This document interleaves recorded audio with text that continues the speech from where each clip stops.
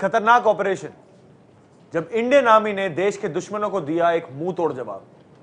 एक बड़ा हमला जिसे अंजाम दे आतंकियों के ट्रेनिंग कैंप को कर दिया तबाह। एक सर्जिकल स्ट्राइक जिसके जरिए भारत ने पाकिस्तान की आतंकी साजिश को कर दिया बेनकाब। जिस सर्जिकल स्ट्राइक से देश के जवानों ने यह साबित कर दिया कि वो आतंक की बड़ी से बड़ी साजिश को कुचलना जानते हैं। जिस सर्जिकल स्ट्राइक से भारत ने दुनिया को यह बता दिया कि किस तरह पाकिस्तान आतंकियों का अड्डा बन चुका है।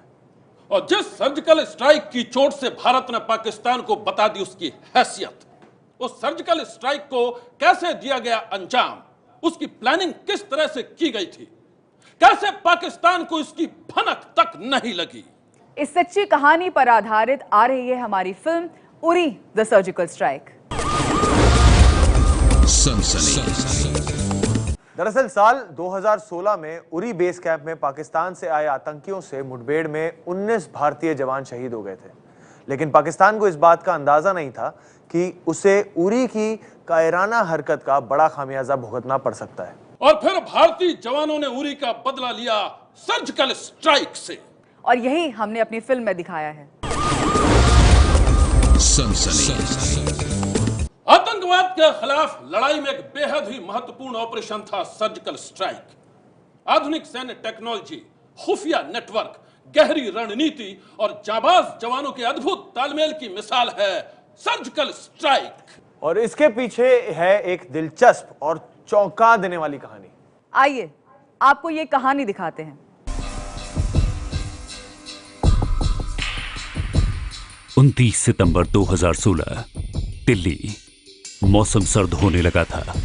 राष्ट्रीय सुरक्षा सलाहकार अजीत डोभाल तड़के प्रधानमंत्री निवास 7 लोक कल्याण मार्ग पहुंचे। बीती रात न अजीत डोभाल सो पाए थे और न ही प्रधानमंत्री नरेंद्र मोदी। प्रधानमंत्री नरेंद्र मोदी ने 6 दिन पहले यानी 23 सितंबर को एक ऐसा फैसला लिया जिसमें असफलता का मतलब था आतंकवाद के खिलाफ भारत की लड़ाई में करारी हार। नरेंद्र मोदी ने ऐसा फैसला लिया था जिसे पहले किसी और प्रधानमंत्री ने नहीं लिया था। इस फैसले पर भारतीय सेना की इज्जत टिकी थी। राष्ट्रीय सुरक्षा सलाहकार अजीत डोभाल उसी फैसले का अंजाम बताने के लिए 29 सितंबर 2016 को प्रधानमंत्री निवास पहुंचे।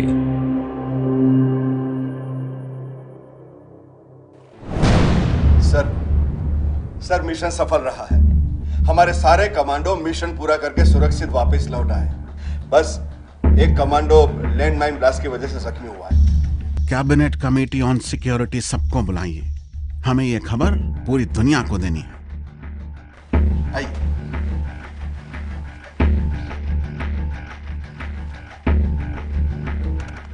इस छोटी सी मुलाकात के बाद अजीत डोभाल अपने दफ्तर पहुंचे। प्रधानमंत्री भी नियत समय से पहले 8 बजे ही दफ्तर पहुंच गए। सुबह 9 बजे देश की सुरक्षा से जुड़े सभी अहम फैसले लेने वाली cabinet committee on security affairs की बैठक शुरू हो गई। जनरल दलबीर सिंह ने बीती रात की घटना के बारे में सिलसिलेवार तरीके से कमेटी को बताया। इसके बाद प्रधानमंत्री नरेंद्र मोदी ने एक बड़ी घोषणा की। हमारे बहादुर सैनिकों ने जो किया है उसे पूरी दुनिया को हमें बताना चाहिए। इससे क्या होगा कि टेररिस्ट और उनके आकाओं को सीधा संदेश मिलेगा। सीसीएस मीटिंग में मौजूद विदेश सचिव एस जयशंकर ने प्रेस रिलीज तैयार की और उसे सेना के उच्च अधिकारी लेफ्टिनेंट जनरल रणवीर सिंह ने पढ़ा। सर्जिकल स्ट्राइक्स कल उन लॉन्च पैड्स के ऊपर किए हैं। इस ऑपरेशन का लक्ष्य आतंकवादियों के नापाक मंसूबों को विफल करना था, जो कि हमारे देश के नागरिकों के जान माल को नुकसान पहुंचाना चाहते थे। लेफ्टिनेंट जनरल रणवीर सिंह का यह बयान आतंकवाद के खिलाफ भारत की लड़ाई का एक बड़ा मोड़ है, जिसके मुताबिक भारतीय फौज के दस्ते पाकिस्तान अधिकृत कश्मीर में दाखिल हुए और वहां बने आतंकवादियों और उन्हें पनाह देने वालों के 4 ठिकानों पर हमला कर उन्हें तबाह कर दिया। संदेश बिल्कुल स्पष्ट था, देश के दुश्मन कहीं भी महफूज नहीं रह सकते। क्या सचमुच भारतीय सरकार उरी हमले का बदला लेना चाहती थी? और अगर बदला लेना चाहती थी तो कब, कहां, कैसे? और इससे भी बड़ा सवाल यह कि क्या भारतीय सेना उरी हमले का बदला लेने में सक्षम थी, पूरी तरह से तैयार थी? आइए ये भी जान लेते हैं। नॉर्दर्न कमांड के तहत स्पेशल फोर्स की 2 बटालियन काम कर रही थी। ये बटालियन छोटी छोटी टीमों में बटी थी और जम्मू कश्मीर में आतंकवादियों के खिलाफ कार्रवाई में मुख्य फौज और पुलिस की मदद करती थी। लेकिन पैरा एसएफ का असली काम तो बिहाइंड द एनिमी लाइंस यानी दुश्मन के खेमे में घुसकर उनकी कमर तोड़ने का है। सेना के उत्तरी कमान के प्रमुख लेफ्टिनेंट जनरल डीएस हुड्डा ने कमान के अंदर आने वाली 2 बटालियन के कमांडरों को बुलाया। General, you are doing a good job, लेकिन इस बार हमें अलग तरीके से तैयारी करनी होगी। मैं चाहता हूं कि आप दोनों की यूनिट आने वाली सर्दियों में अपने वॉर गेम्स को परफेक्ट करें, एकदम परफेक्ट। एलओसी के पार पाकिस्तान में किन किन इलाकों में अटैक कर सकते हैं, उनकी तैयारी की जाए। पूरी यूनिट एक साथ तैयारी करेगी और इस दरमियान आप दोनों की इन्वॉल्वमेंट काउंटर टेररिज्म ऑपरेशंस में नहीं होगी। Okay sir, okay. इस दरमियान हमारी नॉर्दर्न कमांड की प्लानिंग यूनिट आपकी हेल्प करेगी। सर, हम अपनी काउंटर टेररिज्म के काम के साथ साथ एनिमी लाइन के अंदर जाने की तैयारी कर सकते हैं। वेल, इसकी कोई जरूरत नहीं। काउंटर टेररिज्म आप लोगों के बगैर भी चलता रहेगा, लेकिन दुश्मन के इलाके में जाकर आप जो कुछ कर सकते हैं वो कोई और नहीं कर सकता है। स्पेशल फोर्सेस को ये इंस्ट्रक्शन थे कि किस तरह के टारगेट्स हो सकते हैं। उन टारगेट्स की पहले तो इंटेलिजेंस और इन्फॉर्मेशन आना बहुत ज़रूरी है कि किस तरह के टारगेट्स हैं, वहाँ पर कितने लोग हो सकते हैं। उसके बाद उसकी प्लानिंग बनाना कि किस तरह से हमला होगा, किस तरह से लोग अंदर जाएंगे, किस तरह से लोग वापस आएंगे। ये सब चीज़ों की डिटेल्ड प्लानिंग अलग अलग टारगेट्स के लिए स्पेशल फोर्सेस को टास्क दिया गया था और ये काफ़ी समय से ये इसकी तैयारी में लगे हुए थे। ये ज़रूर है कि जब आप प्लानिंग कर रहे हैं क्रॉस बॉर्डर स्ट्राइक्स की, तो उसके लिए ट्रेनिंग कुछ अलग किस्म की और स्पेसिफिक ट्रेनिंग करने की ज़रूरत है। तो इसके लिए स्पेशली ट्रेनिंग दोनों यूनिट्स की, 2 स्पेशल फोर्सेस यूनिट्स हैं, दोनों की यूनिट्स की ट्रेनिंग की गई थी। भारतीय सेना को इस तैयारी का फायदा ऑपरेशन एक्स के दौरान मिला। स्पेशल फोर्स के सदस्य अपने निशाने के साथ साथ हमले और हमला करने के बाद वापस लौटने की पूरी प्लानिंग के साथ तैयार थे। आर्मी जनरल दलबीर सिंह का निर्देश साफ था। मिशन प्लानिंग में एक बात का ध्यान जरूर रखना, हमारा कोई भी कमांडो दुश्मन के इलाके में पकड़ा नहीं जाता।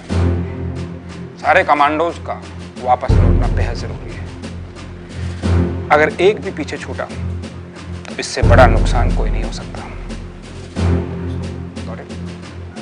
दुश्मन के इलाके में एक भी कमांडो छूटना नहीं चाहिए।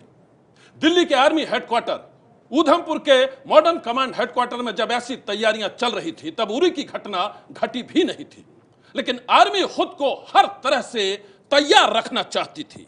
18 सितंबर 2016 को उरी पर आतंकी हमला हुआ और भारत सरकार पाकिस्तान को सबक सिखाने के लिए विकल्प तलाशने लगी। फिर क्या हुआ, आइए आपको बताते हैं। उरी हमले के बाद खुफिया मीटिंग का दौर शुरू हो गया था। ऐसी ही एक मीटिंग में प्रधानमंत्री नरेंद्र मोदी ने तत्कालीन थल सेना प्रमुख जनरल दलबीर सिंह को कहा, उरी हमले के खिलाफ कार्रवाई जल्द होनी चाहिए, जिससे किसी को कोई संदेह न रहे। बात बिल्कुल साफ रहनी चाहिए कि भारत ने उरी हमले के खिलाफ यह कार्रवाई की है। जी सर। प्रधानमंत्री एक तरह से बड़ी कार्रवाई की तरफ इशारा कर रहे थे, लेकिन देश को इस तरह का आश्वासन कई बार पहले भी दिया जाता रहा था। क्या उरी हमला सब कुछ बदलने जा रहा था? और क्या 18-19 सितंबर 2016 के आसपास हम पूरी तरह से तैयार थे? ये सोचा गया कि अगर पाकिस्तान युद्ध करना शुरू करना चाहता है तो हमारे पास क्या क्या कमियां हैं, उस कमियों को पूरा करने की कोशिश, जो उसकी प्रक्रिया है वो शुरू की गई थी उन 8-10 दिनों में, जब ये हमला करने का निर्णय लिया गया। बड़े युद्ध की तैयारी भी शुरू कर दी थी, मैं ये नहीं कहूँगा पूरी हो गई थी, तो शुरू कर दी थी। सर्जिकल स्ट्राइक पर आखिरी फैसला तो प्रधानमंत्री को ही करना था, लेकिन सेना खुद को हर तरह की कार्रवाई के लिए तैयार रखना चाहती थी। उरी हमले के दूसरे दिन यानी 19 सितंबर को सर्जिकल स्ट्राइक की क्षमता रखने वाली स्पेशल फोर्सेस के 2 बटालियन कमांडरों को नॉर्दर्न कमांड के हेडक्वार्टर बुलाया गया। 20 और 21 सितंबर को तैयारी और ब्रीफिंग का दौर चला। उधर दिल्ली के आर्मी हेडक्वार्टर्स के मिलिट्री ऑपरेशंस विंग से जुड़े चुनिंदा सैन्य अधिकारी नॉर्दर्न कमांड को अपनी सलाह दे रहे थे, लेकिन भारतीय सेना कार्रवाई करे उससे पहले प्रधानमंत्री की अनुमति जरूरी थी। 23 सितंबर 2016 उरी पर पाकिस्तान समर्थित आतंकवादियों के हमले के 5 दिन हो चुके थे। रात के 9 बजे थे। प्रधानमंत्री अपने कार्यालय से निकले। उनके साथ राष्ट्रीय सुरक्षा सलाहकार अजीत डोभाल थे। प्रधानमंत्री अपने दफ्तर से निकलकर अपने आवास पर नहीं गए, बल्कि मिलिट्री ऑपरेशंस रूम की तरफ बढ़े।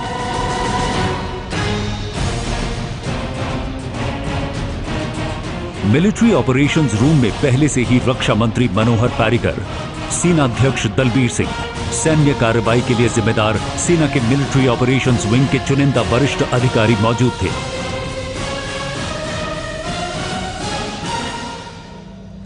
सेना के अधिकारियों ने प्रधानमंत्री को पाकिस्तान से कैसे बदला लिया जाए इसके बारे में अलग अलग विकल्प के बारे में बताया। अब फैसला प्रधानमंत्री को लेना था। फैसले की घड़ी थी, बहुत बड़े फैसले की घड़ी थी, क्योंकि किसी भी सैन्य कार्रवाई में विफलता का पूरा ठीकरा प्रधानमंत्री पर ही फूटना था। उसकी बहुत बड़ी राजनयिक और राजनैतिक कीमत थी। दुश्मन के इलाके में ऑपरेशन के दौरान पासा पलटने का खतरा रहता है। दुश्मन के इलाके में जाने वाले दस्ते पर हमला हो सकता था, उन्हें एम्बुश में फंसाया जा सकता था। पूरा ऑपरेशन आतंकवादी कैंप की खुफिया जानकारी पर टिका था। कैंप कहां है, वहां तक पहुंचने का रास्ता क्या है, ये जानकारियां गलत होने पर मिशन फेल हो सकता था। मिशन फेल होने का सबसे बड़ा नतीजा ये होता कि पाकिस्तान के खिलाफ भारत की कार्रवाई करने के विकल्प कम हो जाते। मतलब ये कि मिशन फेल होने पर नरेंद्र मोदी सरकार की देश के अंदर और बाहर किरकिरी होनी तय थी। बतौर प्रधानमंत्री नरेंद्र मोदी क्या इतना बड़ा रिस्क लेने के लिए तैयार थे? प्रधानमंत्री ने बिना रोके टोके सैन्य अधिकारियों की प्लानिंग सुनी। क्या हम लड़ाकू विमान से बम का इस्तेमाल कर आतंकवादियों के ठिकानों को नष्ट नहीं कर सकते? तो फिर उनको कहा गया कि एयर स्ट्राइक में एक खतरा यह है कि आप वहाँ के जो गांव वाले हैं उन्हें भी आप मतलब लपेट में ला सकते हो, वो मर सकते हैं, सिविलियंस भी। तो ये हमारे लिए ठीक नहीं है, हमारे इमेज के लिए, भारत के इमेज के लिए। इस तरह के कुछ सवाल पूछने के बाद प्रधानमंत्री नरेंद्र मोदी ने वो बड़ा फैसला लिया जिसे क्षमता होने के बावजूद किसी भी प्रधानमंत्री ने नहीं किया था। प्रधानमंत्री ने सेना को सर्जिकल स्ट्राइक की अनुमति दे दी। तो सर्जिकल स्ट्राइक कीजिए, मेरी सरकार आप लोगों के साथ है। आप लोग इस मामले के एक्सपर्ट हैं। सर्जिकल स्ट्राइक कब और कहां करना है यह आप लोगों को तय करना है। सुषमा स्वराज जी 26 सितंबर को भारत की तरफ से यूनाइटेड नेशन में बोलेंगी। सर्जिकल स्ट्राइक उसके बाद रखें। ये एक बहुत बड़ा फैसला था जिसे अब तक भारत के किसी और प्रधानमंत्री ने नहीं लिया था। प्रधानमंत्री के फैसले के साथ ही सेना के नॉर्दर्न कमांड को ऑपरेशन एक्स की अनुमति दे दी गई। दूसरी तरफ जनरल दलबीर सिंह ने सर्जिकल स्ट्राइक करने से पहले कश्मीर से लेकर राजस्थान के अपने सैन्य कमांड को सतर्क रहने के आदेश दिए। सेना सर्जिकल स्ट्राइक के बाद पाकिस्तान की जवाबी कार्रवाई के लिए तैयार रहना चाहती थी। प्रधानमंत्री से आदेश मिलने के साथ ही सेना की उत्तरी कमांड हरकत में आ गई। दुश्मन के इलाके में कौन कौन कमांडो जाएंगे, उनकी भूमिका क्या होगी, ये तय किया जाने लगा। साथ ही आतंकी कैंपों में क्या चल रहा है, पाकिस्तान अधिकृत कश्मीर में मौजूद भारत के जासूसों, ड्रोन और सैटेलाइट से 24 घंटे नजर रखने का काम शुरू हो गया। इस सर्जिकल स्ट्राइक से जुड़े स्पेशल फोर्स बटालियन के कमांडिंग ऑफिसर ने सिक्योरिंग इंडिया द मोदी वे के लेखक नितिन गोखले को बताया, जी हमारे दो मकसद थे, एक तो दुश्मनों में खौफ पैदा करना और दूसरा उरी हमले का बदला लेना। इसलिए हमने उरी के ठीक सामने पाकिस्तान में पड़ने वाले आतंकवादी कैंप को पूरी तरीके से तबाह करने का हमने फैसला लिया, जिससे वो ये जान सके कि हमें सब कुछ पता है और वो बच नहीं सकते। 25 सितंबर तक स्पेशल फोर्स की कमांडो टीम किसी भी वक्त पाकिस्तान अधिकृत कश्मीर में जाने के लिए तैयार थी। उन्हें अपने अधिकारियों के निर्देश का इंतजार था। तभी आतंकी कैंपों के अंदर के हालात बदलने लगे। इससे पूरे मिशन का रुख बदल सकता था। आतंकवादी संगठन हिजबुल मुजाहिदीन का आतंक का कारोबार पाकिस्तान अधिकृत कश्मीर से चलता था। उस संगठन में भी भारत के जासूस मौजूद थे। उनसे आतंकी कैंपों के बारे में सूचना मंगवाई गई। पता चला पाकिस्तान ने आतंकी कैंपों की सुरक्षा बढ़ा दी है। अलग तरह के हथियारों के साथ आतंकी कैंपों की सुरक्षा होने लगी थी। स्पेशल फोर्स के दस्तों ने नई चुनौतियों के लिए खुद को तैयार किया। अगले दिन यानी 26 सितंबर को उन्हें कहा गया कि ऑपरेशन शुरू करने के आदेश कभी भी आ सकते हैं। पाकिस्तानियों को पता था कि हम कुछ न कुछ तो करेंगे, लेकिन वो ये नहीं जानते थे कि हम क्या करेंगे। आतंकवादियों के ठिकाने पर हम अलग तरह की हलचल देख रहे थे। पठान सूट में पाकिस्तानी सैनिक उन ठिकानों को सिक्योरिटी दे रहे थे। 28 सितंबर 2016 उत्तरी कमान के प्रमुख लेफ्टिनेंट जनरल टीएस हुडा ने कमांडो दस्तों को मिशन पर जाने का आदेश दे दिया। Okay, good luck boys. Commandos के लिए मिशन का सबसे खतरनाक पहलू कुछ और था। चारों आतंकी ठिकानों पर हमले का समय अलग अलग रखा गया था। 2 ठिकानों पर रात के अंधेरे में हमला करना था, और जबकि 2 ठिकाने ऐसे थे जिन पर सूरज की पहली किरण के साथ ही बोलना था हमला, और इस पर एक ही कमांडो दस्ते को हमला करना था। यानी शुरुआती हमले के बाद पाकिस्तानी फौजी चौकियां एक दूसरे को सूचना दे सकती थीं, दूसरी चौकियों को अलर्ट कर सकती थी। ऐसे में इस कमांडो टीम का लौटना काफी मुश्किल हो सकता था। दिन की रोशनी में उन पर दुश्मनों की नजर आसानी से पड़ सकती थी। इन खतरों के बावजूद हमले के आदेश दे दिए गए। 3 से 4 घंटे में सभी टीम अपने अपने शिकार के पास पहुंच चुकी थी। दुश्मन पर हमले के लिए घात लगाए कमांडो मौके का इंतजार करने लगे। पाकिस्तानी संतरी वक्त बेवक्त गोली चला रहे थे, इस उम्मीद में कि अगर भारत की तरफ से कमांडो हमला करने के लिए आगे बढ़ रहे होंगे तो वो डर कर वापस चले जाएंगे। दिल्ली और उधमपुर में तनाव बढ़ रहा था।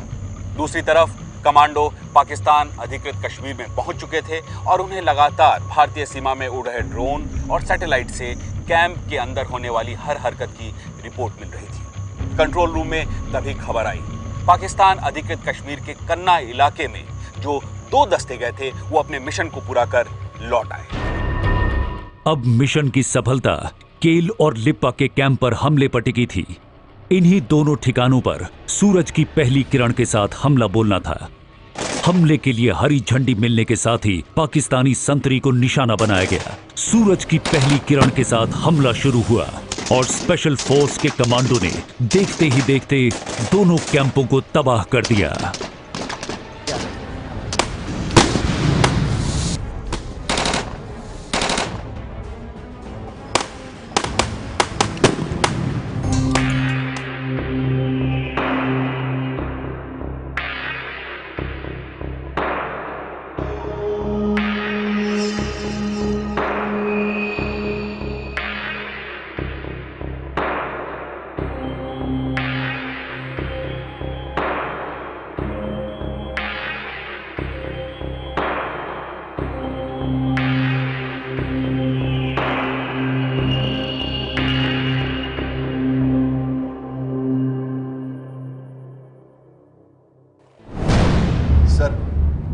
सर, मिशन सफल रहा है।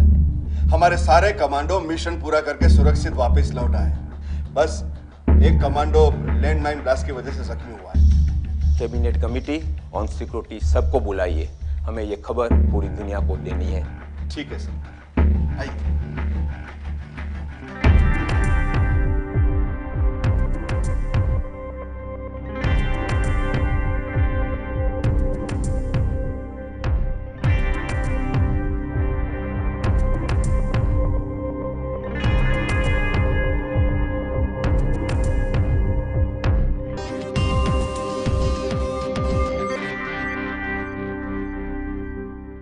Uri the surgical strike film में इस ऑपरेशन से जुड़ी घटनाओं पर आधारित कई रोमांचक और अनकही कहानियां हैं, जिसे पहली बार पर्दे पर आप देख सकेंगे।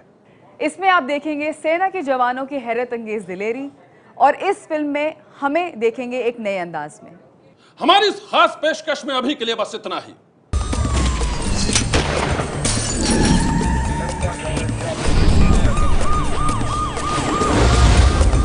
सनसनी।